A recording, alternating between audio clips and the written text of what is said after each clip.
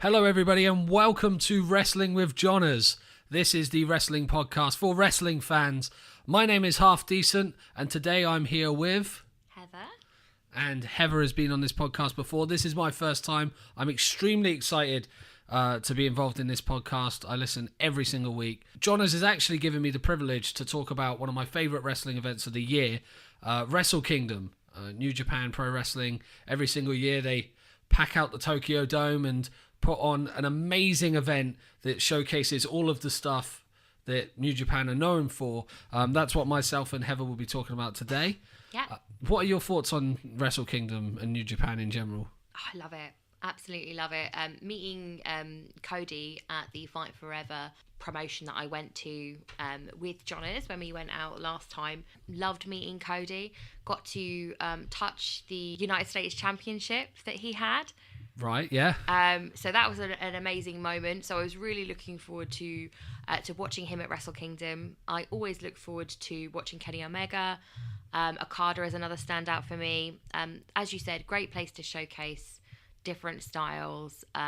True fans of technical wrestling will absolutely love this. And the good thing about New Japan as well is there's actually different factions. There's the Elite, there's the Bullet Club. There's so much going on that everybody actually has their own style, their own kind of theme of how they wrestle. And if you've never seen any kind of New Japan before, any Wrestle Kingdom is a good way to get involved. And also, it's the first wrestling event of the year.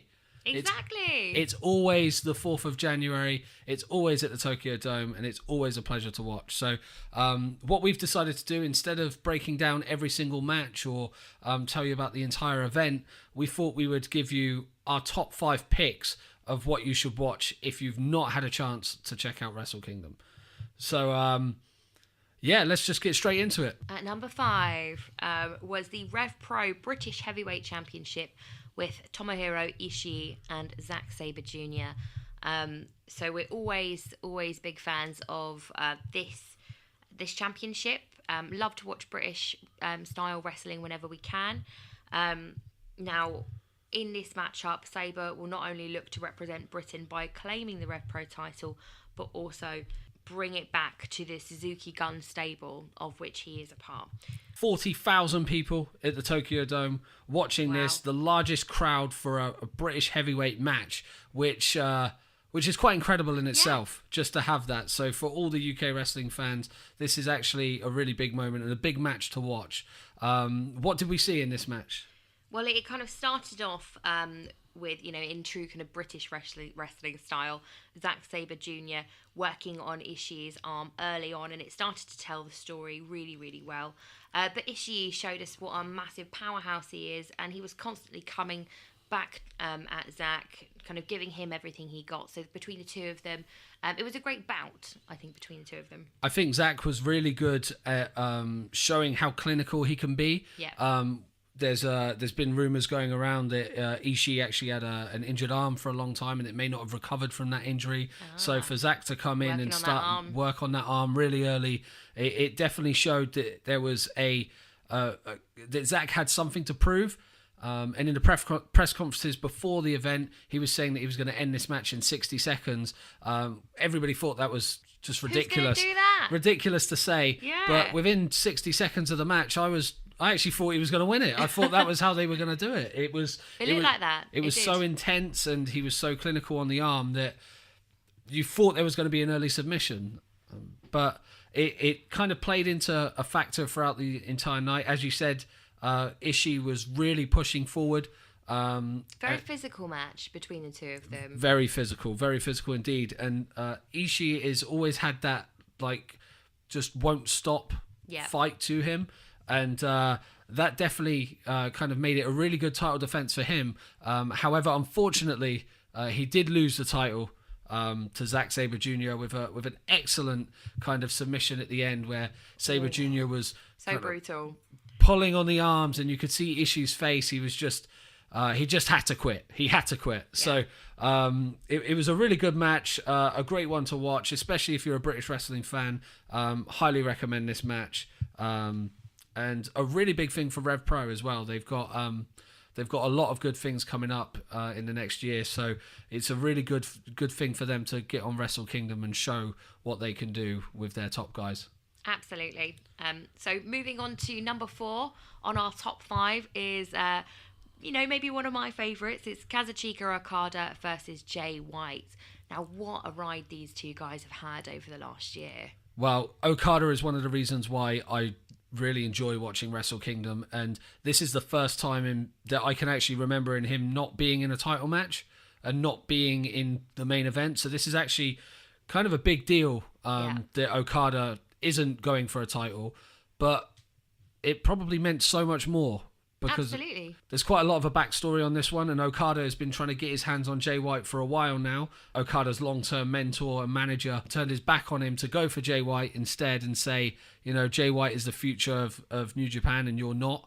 It was a big deal. Absolutely. After being the guy at that level in New Japan for such a long time, and to have a mentor be with you for the number of years that Gedo was, Okada, it was like losing a body part. It was like losing your reason. So, he switched it up completely after that. He joined Chaos. He dyed his hair red, but when we saw him in this matchup, he'd gone back to blonde, and he was his kind of former self that you would expect to see at a big matchup like this. He definitely went back to his basics and who he truly was, and this match was incredible. It kind of brought a little bit of the New Japan versus Bullet Club scenario that we've seen Okada in recently, kind of when he fights Omega and things like that. Jay is kind of the future of wrestling, was the kind of theme that came here. Even though he's a massive heel, he's got all of that ahead of him. Yeah, and Okada was really the fan favorite tonight, and we've often seen him in kind of main events where the crowd has been split and it's been a bit 50-50, and people would be cheering for Omega and then Okada or Naito, and it was so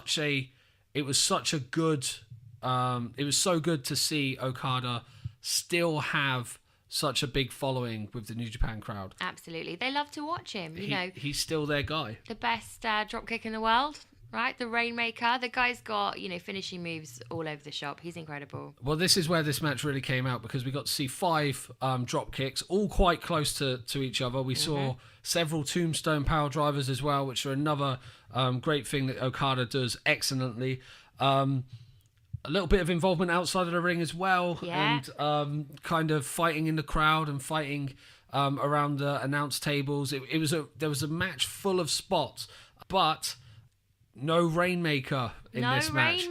No Rainmaker from Okada, which actually kind of ended the match in a point where he hit a spinning Rainmaker, which was very nice in its execution, but Jay White managed to pull it off and actually land his finisher to beat Okada in this match. And it was kind of an abrupt finish, but the way that they were going back and forth with so many near falls towards the end of the match, I did not know who was going to win. And I actually thought Okada was going to get his revenge in this match. He didn't. I didn't think he was. I thought that they were going to push Jay. No, I as much as I love watching Okada, I thought, he's such a great storyteller, and he's such a great lifter of other talent. He's not afraid to put someone else over. He's not, and I definitely think that's what we saw at Wrestle Kingdom. He gave Jay White everything he needed to prove that Jay White is the future, and someone to watch. So can't wait to see what happens next. Yeah, it was such a great match. I don't think this is the end of it, though. I don't think this is the end of their feud. Kind of hoping for this feud to continue myself as well. So it was a really good match, and that's why we've kept it on our top 5 to listen. Yeah, who cares that it wasn't for a championship? It was that good anyway. Yeah, it was excellent. The next one on our list, however, number 3, is for the Never Openweight Championship. It was Kota Ibushi versus Will Ospreay. Now Ibushi holding the championship at the moment. This was on a card featuring matches that could end up being remembered as epic. This Never Openweight title could possibly steal the show. We weren't sure what to expect, but story. Just starting off, this was actually the first match on the main card, so this was the opening of Wrestle Kingdom, and they had something to prove here. Will Ospreay himself had something to prove here. And Ibushi and Ospreay always had great exchanges in the past. And this is Great chemistry. This is Ospreay moving up in a division a bit so that he can move up in weight. It was a brutal match. For someone who's just coming off of a rib injury, Ospreay really, he really showed that, he's an incredible, strong style performer. He came in with a little bit of nerves. He came in as the underdog. It came in almost like he didn't know what to expect in a big fight kind of atmosphere. Somewhere as big as the Tokyo Dome can be a little bit nerve-wracking for some of these wrestlers as they come up. And really, I just think there was a lot of moments where he just proved it wasn't going to be a problem for him moving forward. He really stood out and really showed what strong style is all about. And that's one of the reasons that we love watching Wrestle Kingdom so much, and that this Wrestle Kingdom meant so much to them both. Ibushi and Ospreay have a great history. The kind of most exciting thing about this match, and what gave this so much heart and passion, and probably saw Will Ospreay through the match, him gaining in confidence, was the fact that he's idolised Ibushi his whole wrestling career and his whole life. He seeks to maybe not imitate Ibushi, but to make him proud as his hero. Well, yeah, Ospreay said that at the age of 15, Ibushi was his dream opponent. So to actually get to fight him at Wrestle Kingdom now for the Openweight Championship is just a dream come true for him. And we did see his emotion get the best of him. He did get a little bit more aggressive, and there were so many near falls in this match. It could have just went either way, but there was a definite Ibushi showing the shades of Nakamura, who was his idol. So there was this two layers there. There was this heritage sort of feeling going on where they had their idols that they idolized and they wanted to fight them, and that was exactly what this felt like again. But it wasn't all fun and games, was it? No, there was a moment towards the end of the match where Ibushi's head hit the ring post, but kind of as he was on the top rope, so his head went forward and he banged his head on the post. Now, I don't think this was planned. No. It was confirmed that kind of after the match that he was concussed. He suffered a concussion from this.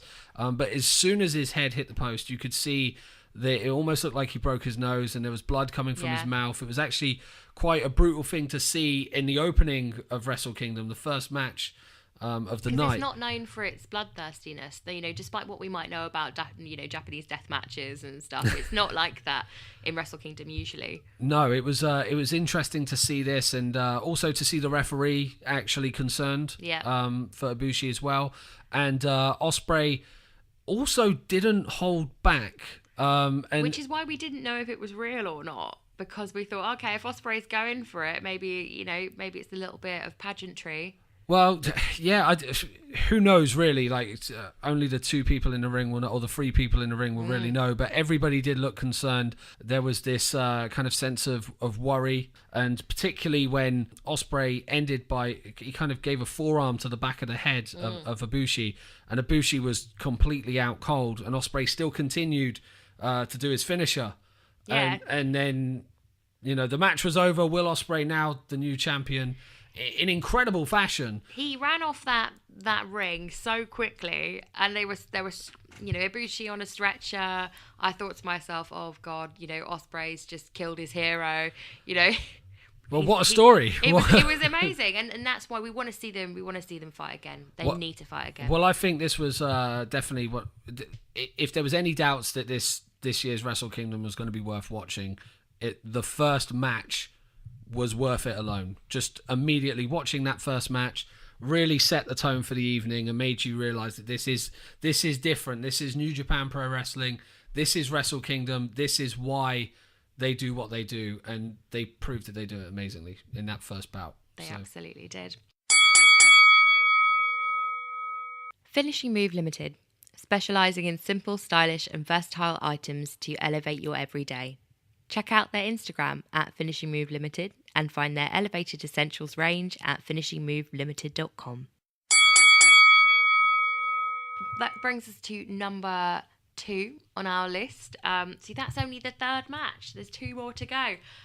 Number 2 was for the IWGP Intercontinental Championship with our boy Chris Jericho current champion, versus Tetsuya Naito. Again, these guys tell a great story. A little bit of background on this. Yeah, I mean, there's been a lot of uncertainty as to what Jericho's actually doing in wrestling. I think is the best way to say it, but definitely for the last 2 years even, he's given wrestling fans a really interesting ride where he can be at WWE, he can be at New Japan, he can hold a title, he can go to All In, he can have his own cruise ship of wrestling, he can still be in a rock band, and he's got it all, right? He turns up to WrestleMania in a scarf. Like, he does everything that people want to see. He does. And more.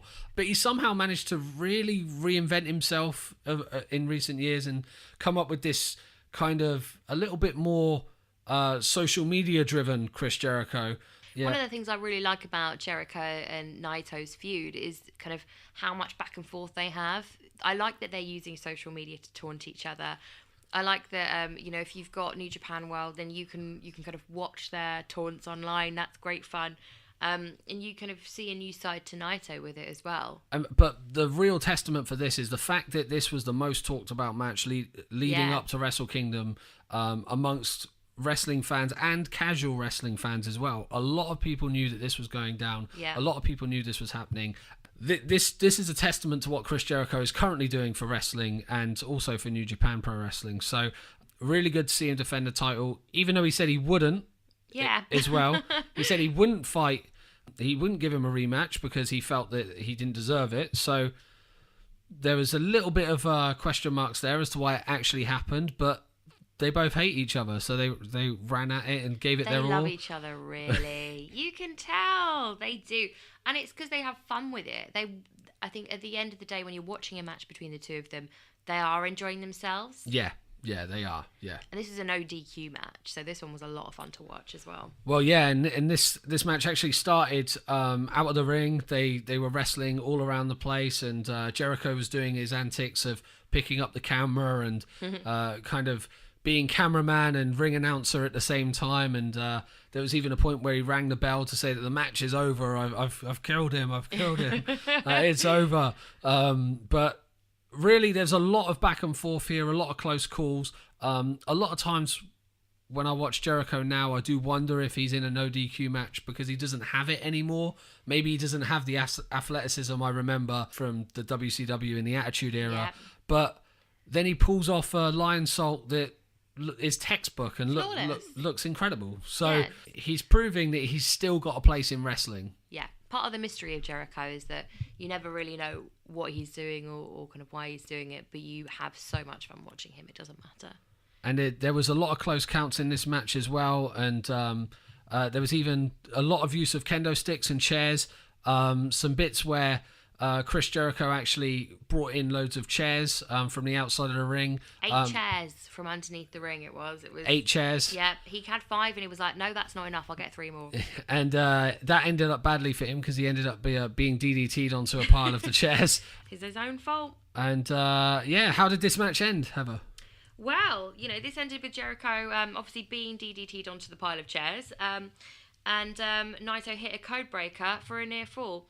And it continued on like that for a little while, and we didn't know what was going to happen. There was quite a dramatic ending where they were going back and forth with close falls, and then the belt was picked up. Oh, I'd see when this happened, I was just like, "What are you doing, Naito?" Naito picked up the belt, and then he hit Jericho with it, and then he threw it out of the ring. And I was like, "You don't even care about this belt that you're fighting for. What are you doing?" But in the end, he hit his finisher and he won the match. So it was a great match, definitely. Worthy of our number 2 choice if you're going to go back and watch Wrestle Kingdom. I thought it was the second best match on the card. Excellent to see Jericho still offer something completely different, especially on a card that has so much diversity on it already. For him to come in and deliver that was great. The future of Jericho, who knows? But the fact that the title is now back with Naito is going to be really interesting for his future. Absolutely. Yeah, always love watching Naito and, can't wait to see what he does next. Yeah. But last but not least for us, the number 1 pick of the night had to be the main event. It was the main event. It was the IWGP Heavyweight Championship. Kenny Omega, the champion, versus Hiroshi Tanahashi, the veteran. Now, what a match. What a story. Kenny Omega is just flawless in everything he does in the ring. He is one of the best wrestlers around at the moment. Every single time he hits a move, it is perfect. It is so perfect, and it's just a joy to watch no matter who he's facing. Tanahashi has a lot to offer and really proved that at the age of 42, he still had a reason to be in the main event. Absolutely. And that was why he was there. You know, he was there to say to Kenny and everybody else, look, I'm not over the hill. I'm not irrelevant. I am as good as you are, if not better. And I'm just going to show you how. Kenny Omega's been champion for a year now. He won the title last year at Wrestle Kingdom. And now Tanahashi wants to win his 8th championship. So that shows the difference in kind of experience there of being a champion. But Omega's journey to the title was so long that everyone felt like he should have had it a long time before. But they just went at each other the whole match. Oh yeah, they did. They weren't really pulling any punches, were they? And so they should have done. You know, the story was great. The execution of the moves was fantastic from both of them. Body slams onto the announce table, slamming into the edge of the ring, moonsaults off of the railings. Would you say more of a menacing Omega? Yeah, Omega did get to a point where it seemed like there were moments where it wasn't that he just wanted to win the match. It was like he wanted to end Tanahashi's career. Which makes sense. Yeah, I think that's what he was trying to do. He was trying to really be the Terminator and get him out of there for good. I've won the title. You don't need to be here anymore. Yeah, you've already got 7. And I thought it was incredible the way he was doing it. And, we had a lot of the main spots that we would usually see in some of the Omega matches, a Terminator to the outside of the ring, which nearly resulted into a count out. Oh, that was an intense moment, wasn't it? And that was a point there where Omega said, I can win this match now by count out, but I'm not going to do that. I'm gonna make sure that this match continues and there is a winner. And they call him the cleaner. He wanted to finish the job, didn't he? Yeah. I mean, Tanahashi was building some momentum, particularly when he pulled off a Styles Clash. Yes. Which was unexpected, but really effective. Definitely unexpected, and something that as soon as he positioned Omega into that move, you could hear the crowd kind of getting behind it. Yeah. And it was a moment where, it kind of started the last 10-15 minutes of the match becoming almost like a highlight reel for these guys. There was an excellent spot on the outside where Tanahashi tried to do a frog splash and kind of trying to land on Omega, but Omega moved out the way and he landed into the table himself. Yeah, that crashed Tanahashi for a table. The table was mangled, wasn't it? I would not have wanted to be Tanahashi at that moment. And then after that, Omega pulled off 3 power bombs in the center of the ring, which really showed his strength for when he's not the biggest of guys. It was like bam, bam, bam. There was no breaking up in between those power bombs. It was so good. It was so painful. But Tanahashi still kicked out. And this is where it gets more and more intense. You're watching it going, oh my God, can they take any more punishment? It just kept building and building. And at this point, it was the 30-minute mark of the match. And they were just stood in the center of the ring, just throwing chops and knees and elbows at each other. And that's what we're used to for a final in the Wrestle Kingdom matches. We're used to, it being Kenny Omega going as long as possible with whoever he can to prove that he's the best. And Tanahashi, I mean, he didn't look destroyed. He didn't look like he'd been in a match for half an hour. Wow, they both looked... They both looked good. They both looked like they were... It both looked like it took their toll on them, but they weren't going to stop. That they still had it in the tank. And that's where, it just got to the point where you didn't know what was going to happen. And I was one of the ones who assumed Omega was going to lose this match because of the future of him. We know he's been offered WWE contracts, fantastic ones at that is the actual quote going around. We've got All Elite Wrestling started, which is Cody's company. Will he go there? Who knows? Maybe. Will he stay in New Japan? The outcome of this match was going to answer, hopefully, some of those questions. And at this point, I didn't know what was going to happen. I genuinely I wanted didn't Kenny know. to win. I always want him to win, though. He's And the best. there was this point towards the end of the match where Omega landed this incredible suplex off the top rope, which I thought that was it then. Like, I thought Tanahashi was never kicking out, and I thought that would be the last we ever saw of him. But every time Kenny Omega tried to seal the deal with a one-winged angel, there was a counter, and Tanahashi ended up winning the match with a frog splash. Incredible back and forth, incredible suspense as well. They really did their best to prove that this was a worthy main event. Absolutely. Both stars in their own right for different reasons. You know, it makes me feel like, being a New Japan Pro Wrestling fan, I want to go back and learn more about Tanahashi and see more of his matches now I've seen him with Omega. And Tanahashi now flying the flag for New Japan as well. Nobody knows what's going to happen to Omega yet. Hopefully we'll find out soon. The Royal Rumble is later this month, and All Elite have their first event in the next week. But yeah, that was an excellent and almost emotional end to Wrestle Kingdom. Absolutely. Very deserving of Tanahashi, though, to be the new IWGP Heavyweight Champion. It's excellent that he's got it again. Absolutely. Proven at the age of 42 that it's still worth him being around, and that he's got something to offer the company and all wrestling fans as well. Absolutely. That's one of the great things that New Japan have always done really, really well. They will put on a show that displays talent of all ages, of all styles. They give all wrestling the respect that it deserves, and it's one of the reasons that I really love watching it. And that was our roundup. That was our top 5 matches. There you go. A few people may agree with us or disagree with us. Some people say, "Why is the Cody match not in your top 5?" About watch it and see? What about the 6-man tags? You know, there's so much. Every match was a title match apart from the Okada versus Jay White match. So there was a lot on the line. A lot for wrestling fans to find out how 2019 would be, not just for New Japan, but for other organizations as well. Also on the lineup, Kushida. A lot of people looking at him moving to WWE as well. So the outcome of his match was going to be an answer to that. Obviously, Cody with All Elite. The Young Bucks were on the lineup too. They're also going. So yeah, there was a reason that this was 40,000 people in the Tokyo Dome. The biggest attendance for the Tokyo Dome in 20 years as well. So fascinating event, incredible to watch, gripping from pretty much start to finish. There were a couple of buffer matches in there, but if you want to kind of feed through it out of the 5 hours of wrestling, I'd say that our top 5 is a good starting place to go. Absolutely. And something else that we should probably let you all know about, which is really, really exciting, is that fans in Texas are going to be able to enjoy this in their hometown, because New Japan Pro Wrestling is coming to them. But perhaps more importantly, for those of us in England, they are coming to London. They're coming to London soon, aren't they? In August, it will be 31st of August. Yeah, quite a few months away yet, but they've announced. I can't wait. They've announced their first event in London. It will be August the 31st at the Copper Box Arena, which is part of Olympic Village in Stratford.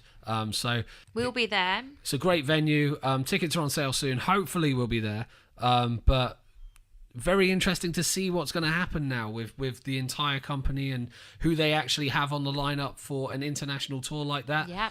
The fact that they're actually doing this is a great sign for New Japan. Absolutely. Because this shows that they understand that they now have an international brand. And I think what's really good is the fact that they put the Rev Pro British Heavyweight Championship on the line as well at Wrestle Kingdom shows that they are going to continue their tradition of accepting wrestling from all around the world. Yeah. And this is going to be a really good thing for wrestling fans, especially British wrestling fans, over the next year. We've got a lot to look forward to. Yeah, that's the point of Johners doing this podcast as well, and it's really good that he's managed to allow me to come on here and talk about this as well. So yeah, thank you very much to Johners. Thank you very much for you as well, Heather, for your my pleasure, for your input, and it's been a great week and kind of year of wrestling last year of 2018, but I think just Wrestle Kingdom alone shows that 2019 is going to be a little bit better. Great way to kick off the year. Excellent way to kick off the year. If you want to check out Wrestling with Johners on Facebook, Spotify, iTunes, please do follow, like the page. If you've liked our input as well, tell Johners, and maybe we'll be on some future ones. If you didn't like our input, then also tell Johners. It will be really important. Also, if you disagree with our list, tell us what you think. Yeah, maybe we got it wrong. Don't be afraid to tell us that another match was better for a certain reason. Maybe it meant more to you as well.